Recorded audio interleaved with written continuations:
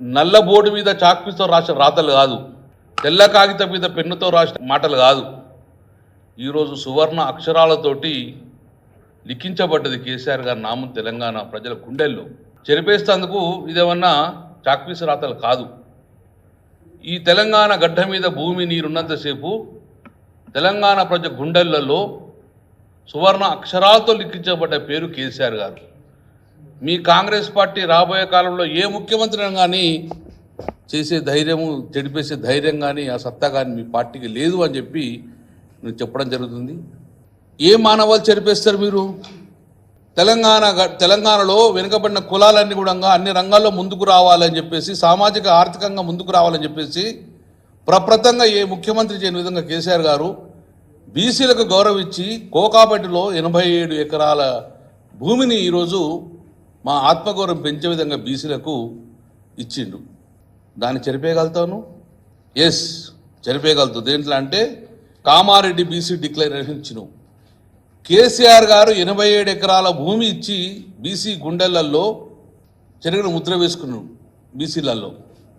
కానీ మీరు BC declaration change చేసిండ్రు. ఇప్పుడు ఏం మాట ఇచ్చిండ్రు? 100 రోజుల లోపలనే 2వ దశ గుర్రలు ఇస్తా అని చెప్పిండ్రు. బీసీ డిక్లరేషన్ చేసి సంవత్సరంన్నర అయింది. ఇందులో ఒక్కటన్నా బీసీలకు మీరు చేసిండ్రా? ఈ బీసీ డిక్లరేషన్లో ఒక్కటన్నా హామీలు నెరవేర్చిండ్రా?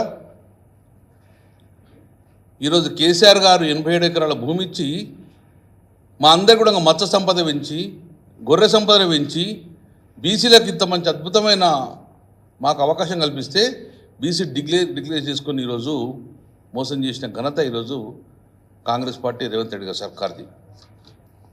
100 రోజుల్లోనే ఇది మేము మీ అడ్వర్టైజ్మెంట్ రేవంత్ రెడ్డి గారు గుర్తు చేస్తున్నాం.